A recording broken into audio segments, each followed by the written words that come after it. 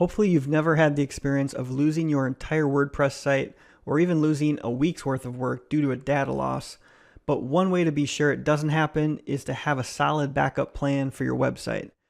I'm going to show you a few basic ways to back up your WordPress site and look at the backup options included with popular hosts like GoDaddy and Bluehost. One of the most popular ways to back up your WordPress site is using a plugin. I'm going to link to this post from WPengine.com that goes over the 7 best WordPress backup plugins. The top 2 are Backup Buddy. Updraft Plus is one that I've used. It's a free plugin that has an upgraded premium version that allows you to migrate and clone sites. I'm going to show you what that plugin looks like. And then Backup Buddy I've used as well, but that one requires a one-time fee, and it also gives you some storage with their storage service, which is called Stash, I believe. So if you log into WordPress and go to Add New under Plugins, I've searched for backup here, and you can see a bunch of options, including Updraft Plus, which I just showed you.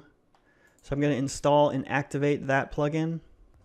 Once it's installed, I can go under Settings and see the Updraft Plus Backups page where the settings are for this plugin. So it's a pretty simple control panel. You see under Current Status, you can back up now or restore from one of your backups. The Clone Migrate, again, would be in the premium version only. You can view your existing backups, which are stored locally on your computer, or you can store at a remote storage location like the Updraft Plus Vault, Dropbox, Amazon S3, Rackspace, Google Drive, and some of the others that are listed here. Under the Settings tab, you can also set up a backup schedule so that backups will run automatically and you don't need to worry about creating backups manually. So here you can see some of the options for backing up the files and the database. You would need to do both to do a full backup. So you can do every 4 hours, up to monthly, weekly, daily, and then you can retain a certain number of backups before they get deleted. So setting it up is easy, but storing the backups is the difficult part or the costly part of backing up. Because if you keep 2 or more backups, depending on the size of your site, it could get large. So if you do not choose one of these remote storage locations, which probably cost money, some of these are free, but you'll probably run out of space eventually. If you don't choose one of these, it's going to back up to your web server, which could cause problems with your server running out of space, hitting your storage limits on your server, which could make your website go down, or maybe your host, and depending on your host, they'll probably send you warnings about hitting your storage limits. So keep that in mind when you decide how many backups you're going to store.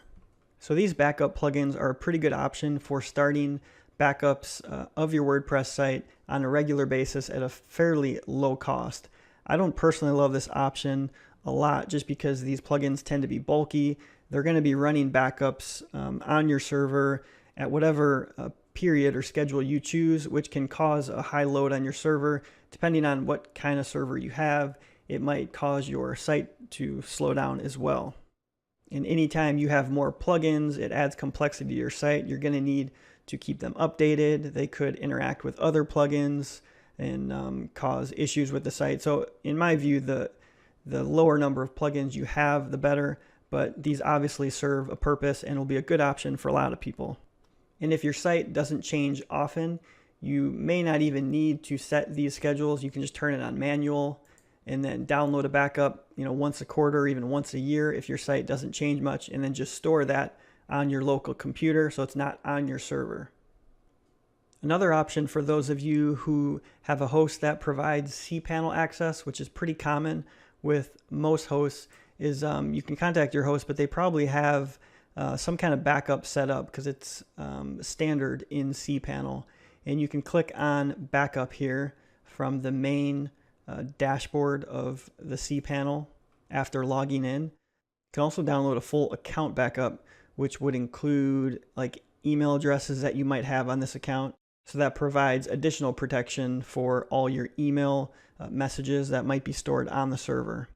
So again, this might be a good option for people who don't want to install a bulky plugin that's going to run on a nightly basis or something. Maybe your website doesn't change very often.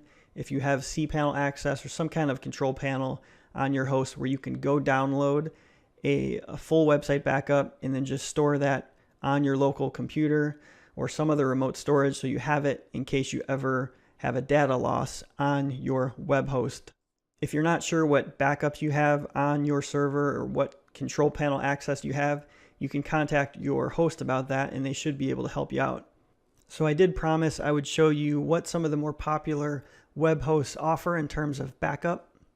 So I'm on GoDaddy's WordPress hosting, and if you scroll down and look at their plan, they don't mention backups. They actually mention it here, free daily backups and one-click restore. So they do promise this on their WordPress hosting platform at these pricing levels currently. They're $9 to $25 when you renew, but they have these lower introductory rates. And then I'm not sure, but I believe the daily backups are probably on the local server, which means they're just duplicating it on your server, kind of like the Updraft Plus would without a remote backup location. So you'd want to check with your host, like GoDaddy in this case, to see if it's backed up to a remote location, because that's much better than backing up on your server. Because if your server were to go down or something were to happen to the drive on your server, you could lose your site and the backup. Another company that offers backup is Bluehost, and I'm looking at their shared web hosting, which currently is $4 to $6 introductory, and it's probably going to be $8 to $15 per month after that. And their Prime plan, which is probably going to renew around $15, includes CodeGuard Basic, which they say is a remote backup that happens daily. And then it has one-click restore, so you'd probably contact them and they could restore files individually or your database. So if you have something like CodeGuard with your web hosting package, then you don't need to worry about having a plugin like Updraft Plus, because you have backups that are happening in the background, not on your WordPress site, but on your host and on your server itself. So when you choose a host, make sure you look at what backup options they include, or contact your current host, ask them if you can upgrade to get backup included. This is especially true for these value-priced shared web hosting plans that are, under $5.